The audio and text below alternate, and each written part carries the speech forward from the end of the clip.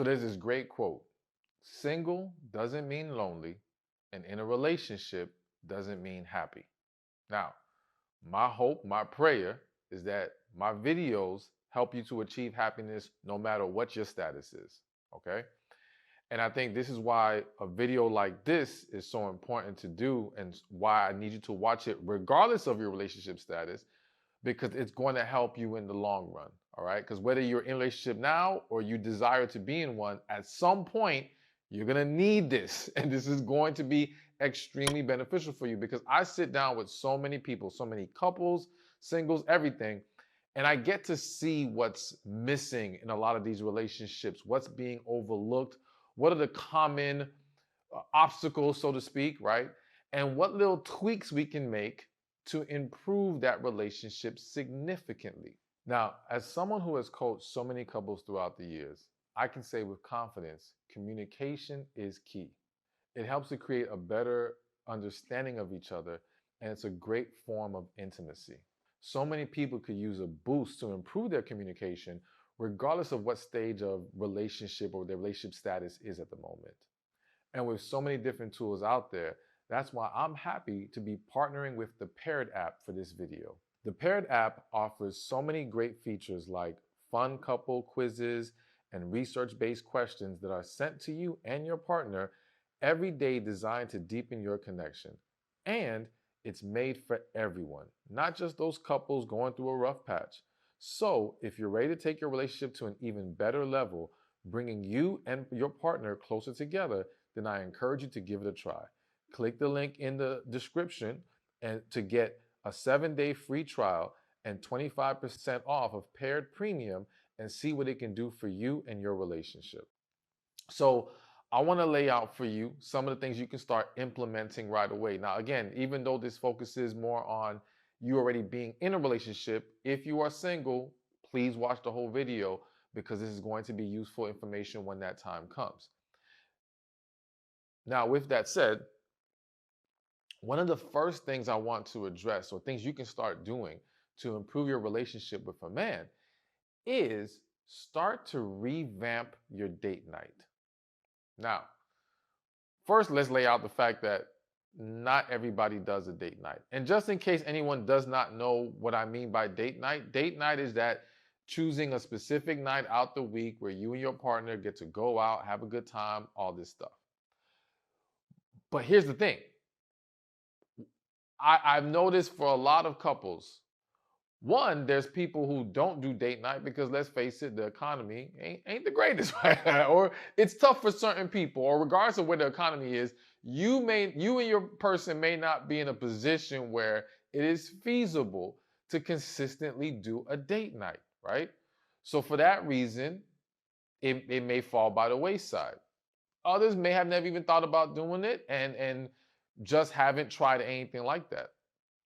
Another common thing that I'm seeing happen is date nights don't continue in a lot of relationships because the woman gets tired of having to plan everything, okay? And she's dealing with a man who never plans. And so at some point, she just gives up on it, and then the date night falls apart, okay? So now let's give solutions for all of those to help you, because I do believe that date nights can be very, very beneficial for a couple, okay? It can improve the opportunities to bond together, spend that quality time, and really just break free from life, right? And break free from all the hustle and bustle that's going on, all the stress, and just really enjoy each other. So now, let's just say your issue, or the issue that you may face, is financial, right? So I do think that we have to get creative sometimes with a date night. Date night doesn't always have to be some fancy restaurant or some super nice, expensive thing. No, maybe the date night is a walk in the park. Maybe the date night is going to the museum. Free things. Maybe it's going to a festival that's free and you guys can try out different things at the festival. Just thinking of different ideas. I also think that if it's a financial thing, then simply slow down the frequency of the date night. For some people, they attempt to do this date night every week. They can't keep up with it. and now it falls apart. And you want to pick a structure that you can consistently keep up with. It's like there's a saying that says the best workout, as in the gym, is the one that you can keep up with consistently.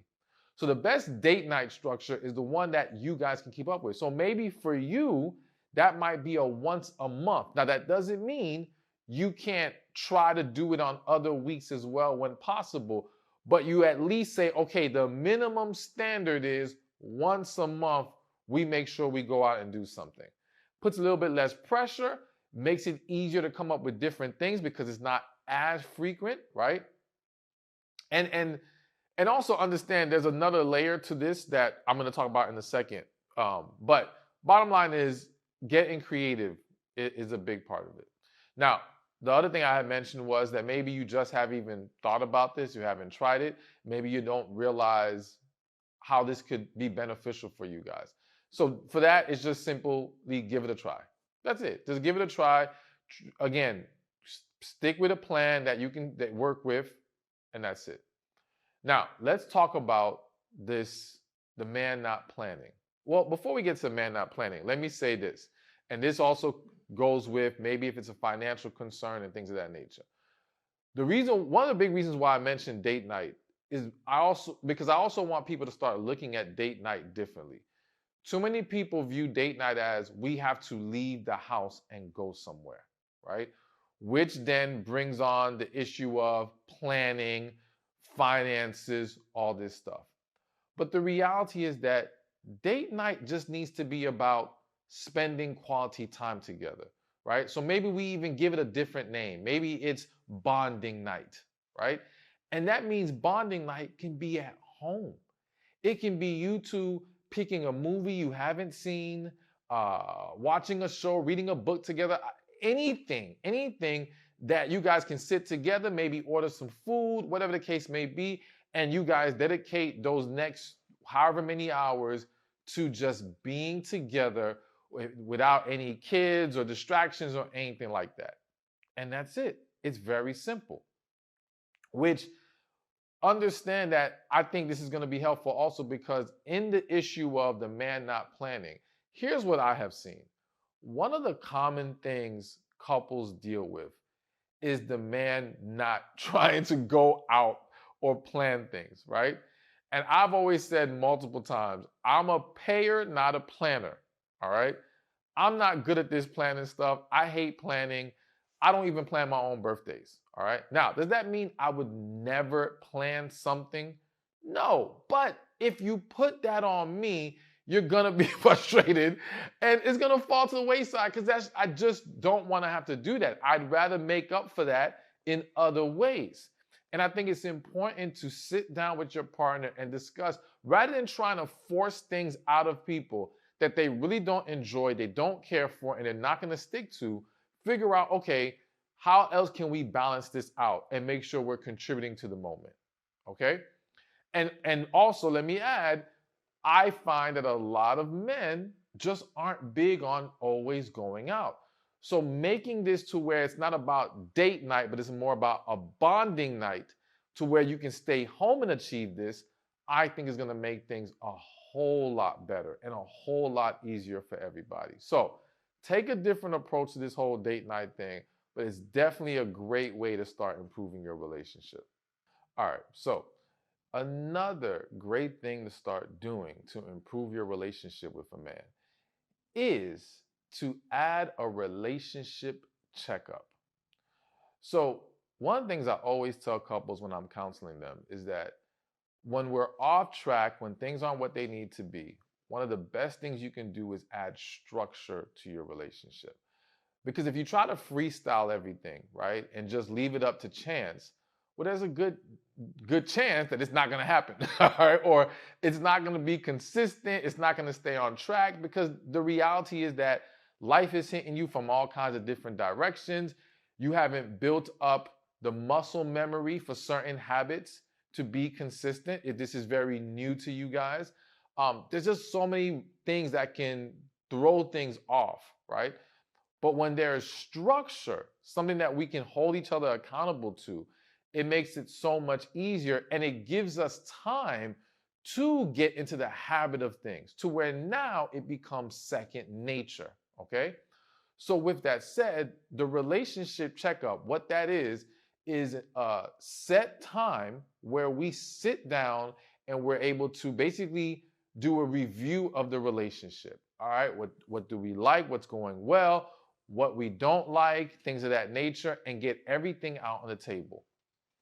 And this is something that, again, you can choose the frequency of it. I think at least maybe once a month to start, maybe once every 2 weeks. It just depends on what's going on in the relationship. Is a great way to get the ball rolling, right? So you say, all right, once a month, we're going to pick this day, this time. This is our relationship checkup where we sit down and we go through these things. And what's great about the relationship checkup is that what I've seen happen to so many people is that little things will piss each other off, right? And they don't get fully or properly addressed. And maybe it's because, well, now the time isn't right anymore, or something else in life happened, or whatever. But that unresolved thing gets kicked down the road and it starts to drag on the relationship. And so a lot of times when two people are fighting, it's not even really about what's happening in that moment. It's about the culmination, the compounding of all these different issues that didn't get properly addressed, piling up, and now everything exploding. And then it becomes difficult to properly address all those things in that moment because, one, you're blinded by whatever happened on the surface, and you might feel like, well, if I bring this up now, they're going to say, why didn't you say anything? You just don't want that. You want to eliminate that, and you want to give yourself a better chance of, whenever a new issue arises, we're operating from a clean slate. So rather than having to compound a bunch of previous issues, we can address the current issue as it is.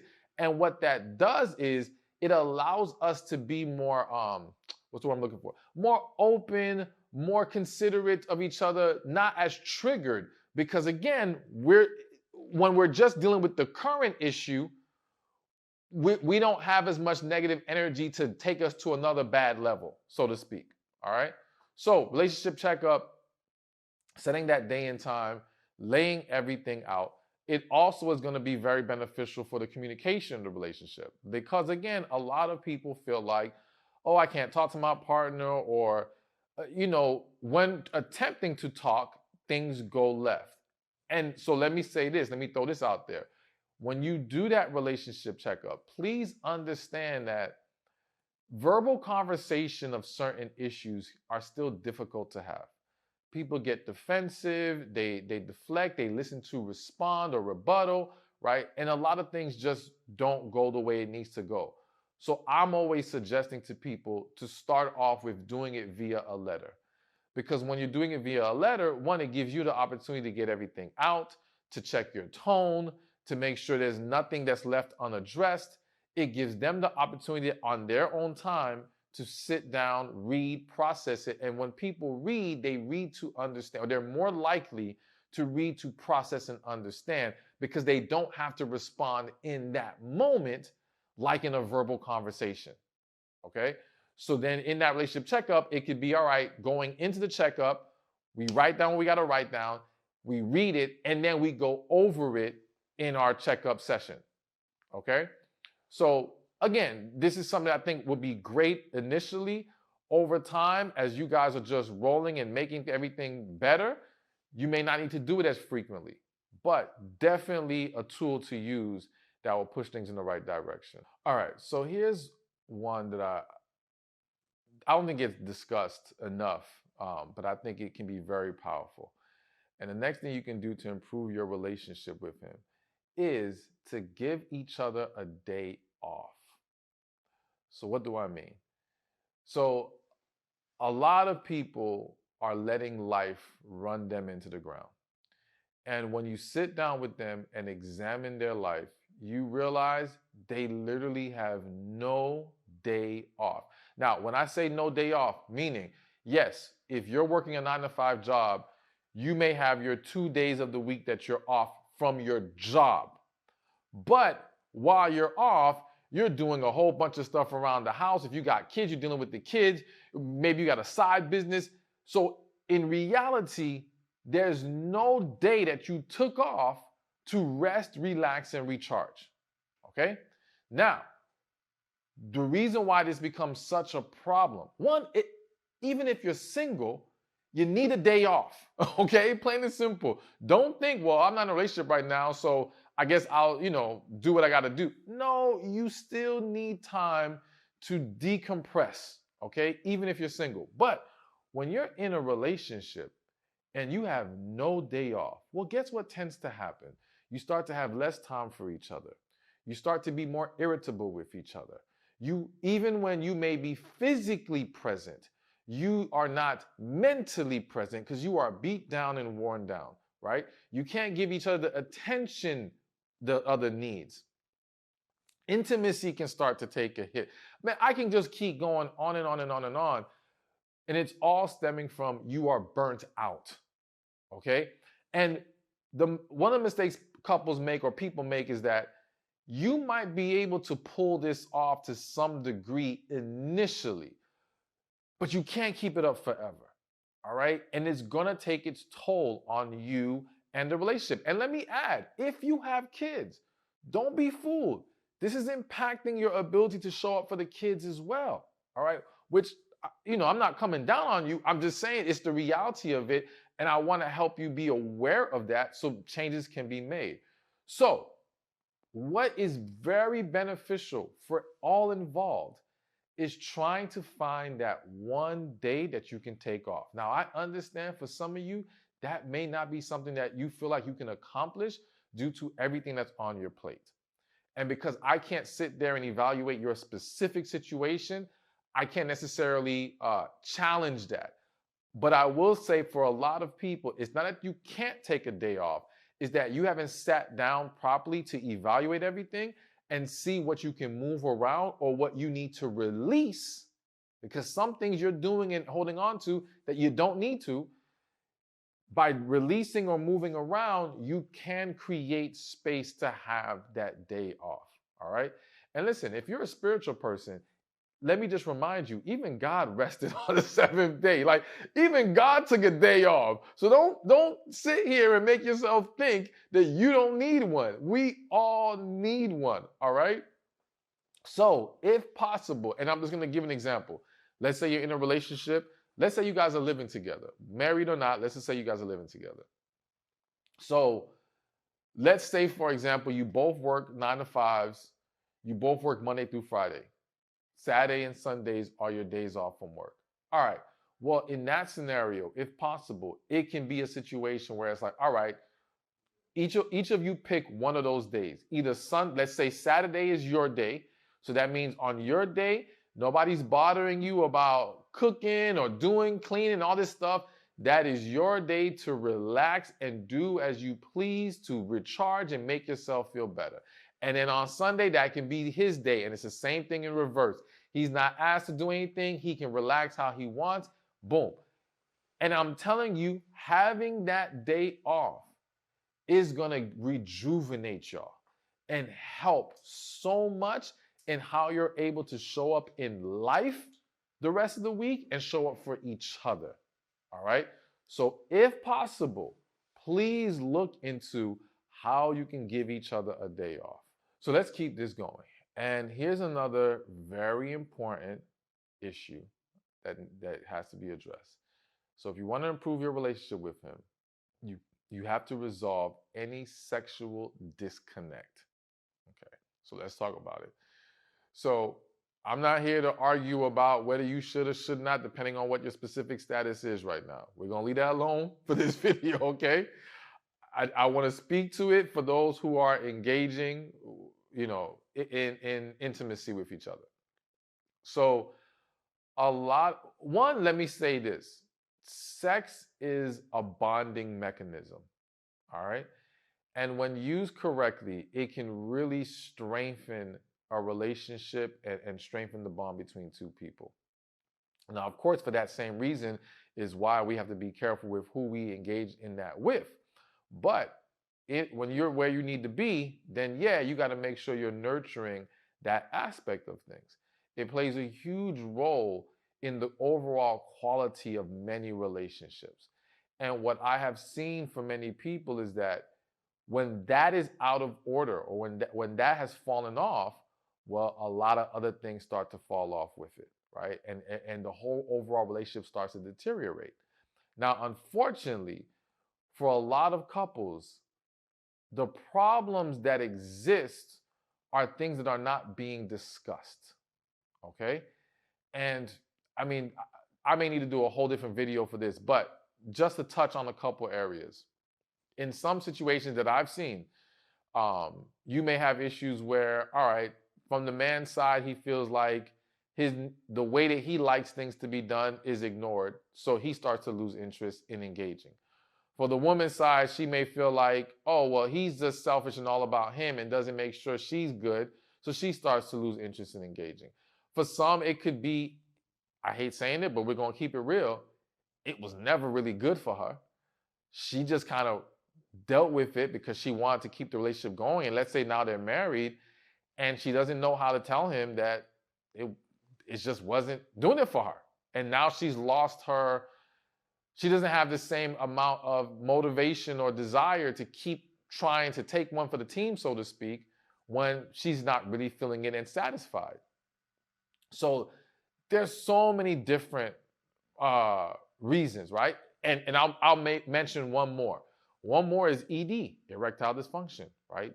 And that's, of course, affects both sides, because if the man is experiencing that, then that can lead to him not wanting to engage. For the woman, when he does engage, she's feeling some kind of way like, okay, is this about me? What's going on here? So many different issues. And so, unfortunately, because people don't know how to sit down and address this properly, the can gets kicked down the road, or the issue gets ignored, and it just continues to deteriorate the relationship. So you got to start with, and it might be, if you do this relationship checkup that I mentioned, it might be in that relationship checkup that you guys lay out a discussion about, okay, what adjustments can we make in the bedroom to make sure both sides are satisfied, or both sides are willing to satisfy each other, right? So we can really strengthen our relationship. Now, I know one of the issues for a lot of women is the concern that the man's ego is very fragile, and therefore she doesn't want to give any kind of constructive criticism, right? Uh, but again, it's like you got to pick your poison. If you don't give the constructive criticism, nothing gets better. If nothing gets better, the sexual disconnect continues to widen, right? And the relationship continues to deteriorate. If you say something, yes, there is the risk of him being offended and bothered, but it's the only hope for things to get better, okay? To where now you guys can get to a much greater place with each other in this relationship. So I do think there has to be an openness on both sides to constructively criticize. Now, I use the word constructively. So we're not attacking each other. It's not about just being negative. You're not good at this. I don't like this. No, saying, okay, I always say the three quick keys to a good constructive criticism is speak more in the positive, meaning speak more of what you would like to see happen, what you would enjoy more, and focus on that rather than just, okay, this is bad, that's bad, boom, boom, boom. Two, I always say give a compliment sandwich. So there's got to be something that you can point to that's good. So you mention something good, you mention the thing that you would like to have improved, and then you mention something good again. Compliment sandwich, okay? And then the third thing is you open yourself up to constructive criticism, because nobody wants to feel like they're the only one being pointed out in this situation, right? So it's always about, okay, well, these are my concerns. These are things I would like to see improve, right? Or I like us to do more of. Let me hear what you want from me more. That makes people more open to the constructive criticism. Either way, it is important and needs to happen, okay? I also think that for a lot of people, you got to be willing to explore health. Health is a huge underlying issue as to why some people are suffering in the bedroom. We are living in a time of low testosterone, hormones being all out of whack for men and women. You know, lack of energy, due to poor diet, all these different things that, again, are pouring over into the bedroom and causing big problems. And sometimes we don't understand how it all connects. Okay. So it's important that you look into how you can improve your health as well, so that you guys will be able to have the energy even and libido to want to engage at that level. And again, there's so many other layers to this to discuss. We're not going to go down all those paths, but I'm just giving you something to start, get the ball rolling, so to speak. All right. But you got to be honest with each other. You got to lay it out and focus on the goal of, that's one thing I have to say. Rome was not built in a day. All right. And for some of you, it might be a list of issues that need to be corrected. It's not about everything has to be perfect tomorrow. It's about progress. Okay. Are we moving in the right direction? If there's 4 issues, let's see if we can get one completely under control. Good. All right. Now let's get to the second one. And let's just keep making improvements and keep working together. All right. So another great thing that you can start doing that will improve your relationship with him is praying together. All right. I wish I'd have brought the stats with me, but and I don't know if the stats are true, but supposedly, like, you know how the divorce rate is like 50, 45, 50%, somewhere in that ballpark. And they were saying how, like, there's certain factors that lower the divorce rate. And one of the biggest, if not the biggest factors that they saw that lowered the chances of divorce for a couple was when a couple prays together. All right. So praying is a great form of intimacy. So it addresses various layers that are going to infuse the relationship with goodness. Okay.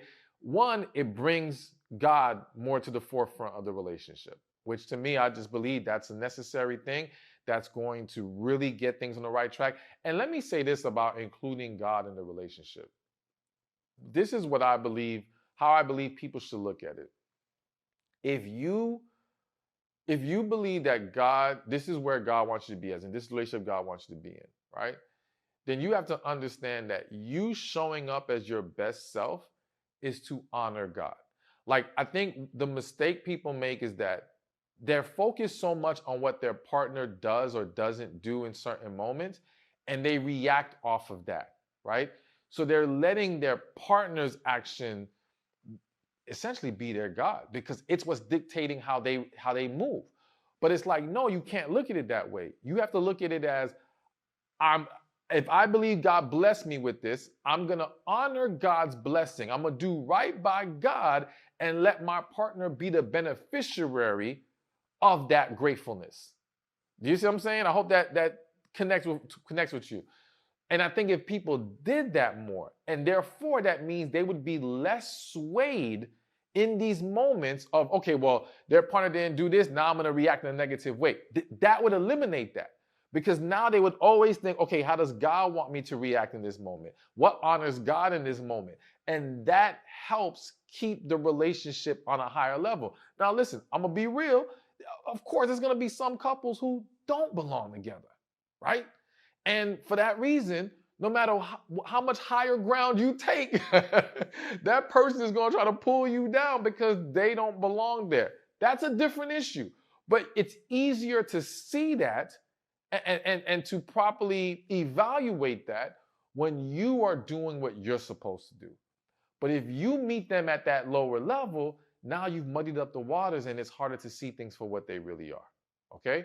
So anyways, going back to praying together, it put God at the forefront. It allows for another moment of bonding, moment of vulnerability, because let's face it, praying is a vulnerable thing, right? And so when we can be vulnerable with each other in prayer, that brings another level of closeness together. I also feel that by praying together, it helps to keep you two on the same page. Because typically, let's face it, when we're praying about, of course, we have moments where we're just praying to be grateful, we're just praying to praise God, things of that nature. But a lot of times we're praying because there's certain things going on in our lives the things that we may be seeking God's help with, things of that nature. And so by doing it together, we are always on the same page, and we're a stronger force together than we are individually. Okay. So praying together, awesome thing.